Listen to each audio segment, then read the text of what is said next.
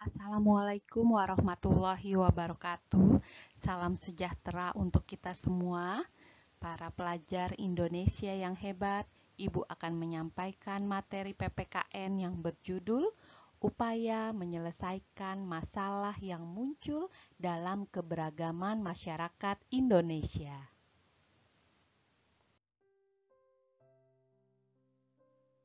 Keberagaman masyarakat yang ada di Indonesia sudah disadari sejak lama, sejak masih masa Kerajaan Majapahit. Hal ini membuat Empu Tantular membuat sebuah rumusan sosial yang dapat menyatukan perbedaan-perbedaan yang ada di masyarakat. Empu Tantular membuat karya besar yaitu Kitab Sutasoma yang di dalamnya tertulis Bhinneka Tunggal Ika Tanhana Dharma Mangrwa, yang memiliki arti berbeda-beda tetapi tetap satu jua. Tidak ada kebenaran yang mendua. Berdasarkan kalimat tersebut, dapat diartikan bahwa keanekaragaman bukanlah merupakan penghambat untuk tercapainya persatuan, kesatuan, dan kerukunan masyarakat. Fakta sejarah membuktikan bahwa kehidupan di Kerajaan Majapahit sangatlah beragam, tetapi berjalan harmonis antar agama saat itu, di mana dasar pijakan yang digunakan untuk menyelesaikan permasalahan yang muncul di masyarakat, yaitu dengan penyelesaian masalah dengan pendekatan menggunakan kearifan lokal dan kearifan nasional. Upaya penyelesaian masalah dengan menggunakan kearifan lokal. Kearifan lokal dapat diartikan sebagai kebijaksanaan lokal.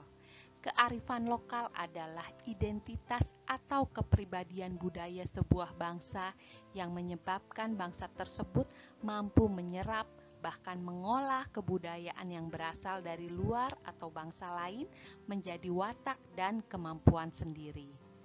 Kearifan lokal merupakan pengetahuan yang dikembangkan oleh para leluhur dalam mensiasati lingkungan hidup dan menjadikan pengetahuan itu sebagai bagian dari budaya.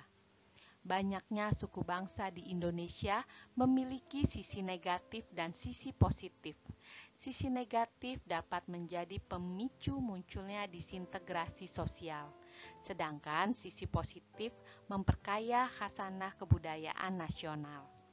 Contoh kearifan lokal yang mampu dijadikan referensi dalam penyelesaian permasalahan keberagaman, yaitu kehidupan masyarakat Lembah Baliem, Papua, di mana terdapat 3 suku berbeda yang tinggal bersama tetapi tetap hidup rukun. Mereka setiap tahun melakukan festival perang untuk mengingat pentingnya menjaga perdamaian. Upaya penyelesaian masalah dengan menggunakan kearifan nasional. Pancasila disepakati sebagai kearifan nasional yang juga merupakan dasar negara dan petunjuk arah kehidupan bangsa. Dasar inilah yang digunakan oleh para founding father kita pada saat mendirikan sebuah negara nasional baru. Penyebutan kata negara nasional dikarenakan negara Indonesia terdiri dari ratusan suku yang hidup berdampingan dalam Ikatan Negara Kesatuan Republik Indonesia. Kearifan nasional dalam memperkecil problem yang mungkin timbul dari pengaruh negatif keberagaman dilakukan dengan mengedepankan hal sebagai berikut, yaitu semangat religius, semangat nasionalisme, semangat pluralisme, semangat humanisme, dialog antar umat beragama, membangun pola komunikasi untuk interaksi maupun konfigurasi hubungan antar agama, media massa, dan harmonisasi dunia. Sikap yang dikembangkan dalam upaya menyelesaikan konflik dalam keberagaman di masyarakat. Beberapa sikap yang harus dikembangkan dalam upaya untuk menyelesaikan konflik dalam keberagaman di masyarakat, yaitu perilaku toleran dalam kehidupan beragama. Sikap toleransi berarti menahan diri, bersikap sabar, membiarkan orang-orang berpendapat lain, dan berhati lapang terhadap orang yang berbeda pendapat.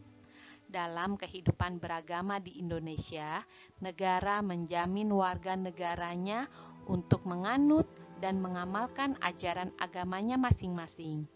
Jaminan negara terhadap warga negara untuk memeluk dan beribadah diatur dalam Undang-Undang Dasar Negara Republik Indonesia tahun 1945, Pasal 29 ayat 1 dan 2.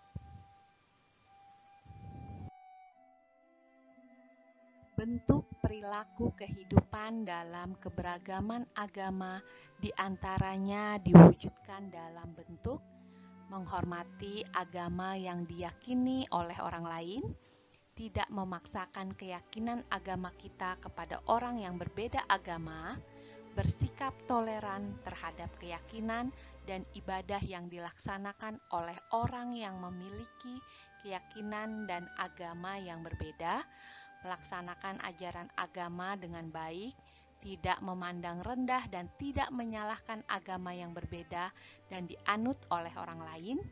Segala perilaku tersebut sebaiknya dilaksanakan baik di lingkungan keluarga, sekolah, masyarakat maupun kehidupan berbangsa dan bernegara.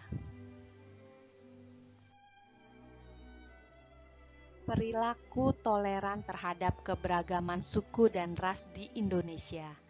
Perbedaan suku dan ras antar manusia hendaknya tidak menjadi kendala dalam membangun persatuan dan kesatuan bangsa Indonesia maupun dalam pergaulan dunia.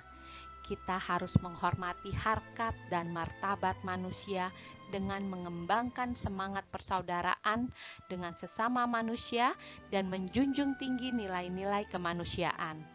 Perbedaan kita dengan orang lain tidak berarti bahwa orang lain lebih baik dari kita atau kita lebih baik dari orang lain. Baik atau buruk penilaian orang lain disebabkan karena baik atau buruknya perilaku kita, bukan karena rupa, bentuk atau warna kulit kita.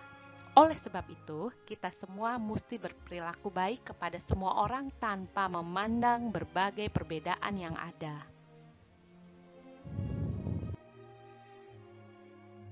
Perilaku toleran terhadap keberagaman sosial dan budaya. Kehidupan sosial dan keberagaman budaya yang dimiliki bangsa Indonesia tentu menjadi kekayaan bangsa Indonesia.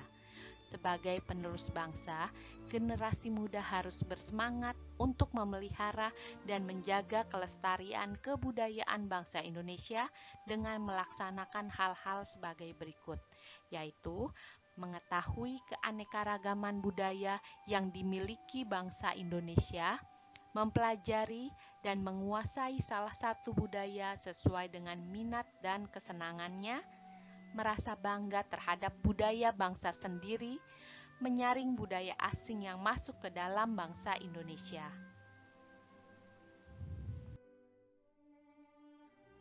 Sebagai generasi penerus bangsa, pemuda selain melestarikan dan mempertahankan kebudayaan bangsa Indonesia, generasi muda dituntut untuk selalu menjaga agar keberagaman sosial budaya yang ada tidak menjadi pemecah belah kesatuan bangsa.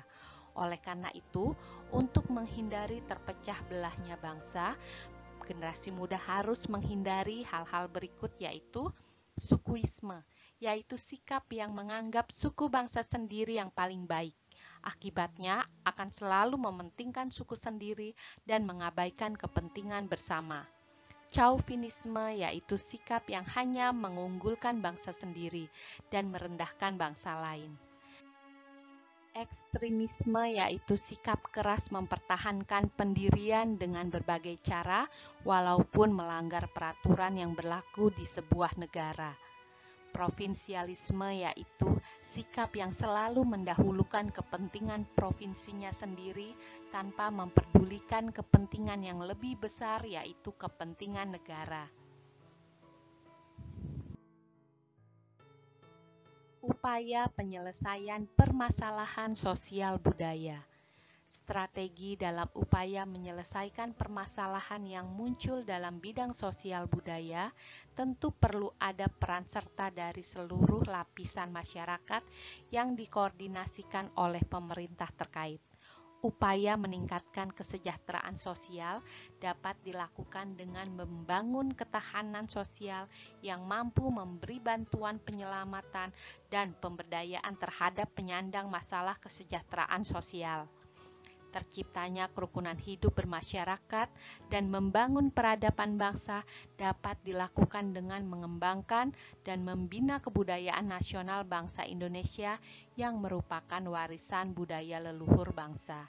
Budaya nasional yang mengandung nilai-nilai universal serta memberikan kebebasan berkreasi dalam berkesenian untuk mencapai sasaran berbagai pemberi inspirasi bagi kepekaan rasa terhadap totalitas kehidupan dengan tetap mengacu pada etika, moral, estetika, dan agama serta memberikan perlindungan dan penghargaan terhadap hak cipta dan royalti bagi pelaku seni dan budaya.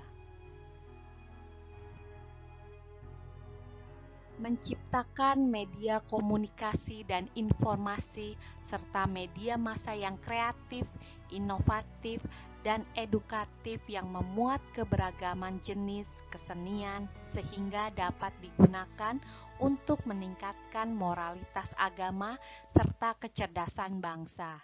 Pembentukan opini publik yang positif dan peningkatan nilai tambah secara ekonomi. Mengembangkan iklim yang kondusif bagi generasi muda dalam mengaktualisasikan segenap potensi, bakat, dan minat dapat dilakukan dengan memberikan kesempatan dan kebebasan mengorganisasikan dirinya secara bebas dan merdeka sebagai wahana pendewasaan untuk menjadi pemimpin bangsa yang beriman dan bertakwa, berakhlak mulia, patriotis, demokratis, mandiri, dan tanggap terhadap aspirasi rakyat. Bagi generasi muda, perlu dikembangkan minat dan semangat kewirausahaan yang berdaya saing tinggi, unggul, dan mandiri. Melindungi segenap generasi muda dari bahaya destruktif, terutama bahaya penyalahgunaan narkotika, obat-obat terlarang, dan zat adiktif lainnya seperti narkoba melalui gerakan pemberantasan dan peningkatan kesadaran masyarakat akan bahayanya penyalahgunaan narkoba. Upaya penyelesaian permasalahan ekonomi. Upaya dalam menyelesaikan masalah ekonomi diantaranya perlu dikembangkan persaingan yang sehat dan adil serta menghindarkan terjadinya struktur pasar monopolistik dan berbagai struktur pasar yang merugikan masyarakat. Hal tersebut dilakukan dengan mengoptimalkan peranan pemerintah dalam mengoreksi ketidaksempurnaan pasar, dengan menghilangkan seluruh hambatan yang mengganggu mekanisme pasar melalui regulasi, layanan publik, subsidi, dan insentif yang dilakukan secara transparan dan diatur dengan undang-undang. mengupayakan kehidupan yang layak berdasarkan atas kemanusiaan yang adil bagi masyarakat, terutama bagi fakir miskin dan anak-anak terlantar dengan mengembangkan sistem jaminan sosial melalui program pemerintah serta menumbuh kembangkan usaha dan kreativitas masyarakat yang pendistribusiannya dilakukan dengan birokrasi yang efektif dan efisien serta ditetapkan dengan undang-undang. Upaya pemerintah dalam mengembangkan kebijakan industri, perdagangan, dan investasi dalam rangka meningkatkan daya saing global dilakukan dengan membuka aksesibilitas yang sama terhadap kesempatan kerja dan berusaha bagi segenap rakyat serta seluruh daerah melalui keunggulan kompetitif, terutama berbasis keunggulan sumber daya alam dan sumber daya manusia dengan menghapus segala bentuk perlakuan diskriminatif dan hambatan. Pemberdayaan pengusaha kecil, menengah, dan koperasi dilakukan dengan tujuan agar lebih efisien, produktif, dan berdaya saing dengan menciptakan iklim berusaha yang kondusif dan peluang usaha yang seluas-luasnya. Bantuan fasilitas dari negara diberikan secara selektif, terutama dalam bentuk perlindungan dari persaingan yang tidak sehat, pendidikan dan pelatihan, informasi bisnis dan teknologi, permodalan, serta lokasi berusaha. Upaya penyelesaian permasalahan gender. Kesenjangan gender di berbagai bidang pembangunan dapat dilihat dari masih rendahnya peluang yang dimiliki perempuan untuk bekerja dan berusaha, serta rendahnya akses perempuan terhadap sumber daya ekonomi, teknologi, informasi, pasar, kredit, dan modal kerja. Kebijakan pembangunan yang akan dilakukan ke depan diharapkan dapat meningkatkan keterlibatan perempuan dalam proses politik dan jabatan publik, meningkatkan taraf pendidikan dan layanan kesehatan serta bidang pembangunan lainnya untuk mempertinggi kualitas hidup perempuan, menyempurnakan perangkat hukum untuk melindungi setiap individu dari berbagai tindak kekerasan, eksploitasi, dan diskriminasi. Oleh karena itu, pentingnya ada program pemerintah dalam pemberdayaan perempuan untuk meningkatkan kualitas hidup, peran dan kedudukan perempuan dalam berbagai bidang kehidupan dan pembangunan, serta meningkatkan perlindungan bagi perempuan terhadap berbagai bentuk kekerasan, eksploitasi, dan diskriminasi.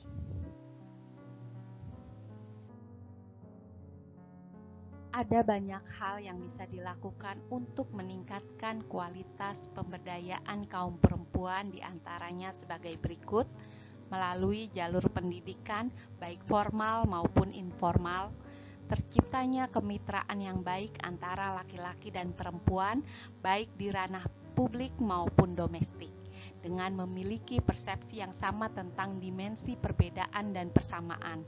Berupaya memberdayakan diri dengan cara meningkatkan rasa percaya diri, memahami tujuan hidup, dan dapat membuka diri untuk bermusyawarah. Pesatnya arus informasi saat ini mengharuskan perempuan memanfaatkan potensi dirinya melalui pengembangan karir di luar rumah. Pelaksanaan pelatihan atau pendidikan analisis gender agar dapat meningkatkan pengetahuan, pemahaman, dan kesadaran tentang gender, serta meningkatkan kemampuan dalam kebijakan program atau perencanaan pembangunan. Mengupayakan keterlibatan kaum perempuan dalam setiap proses dan pengambilan keputusan. Demikian pembahasan materi kali ini. Sampai jumpa lagi anak-anak hebat yang soleh dan soleha. Wassalamualaikum warahmatullahi wabarakatuh.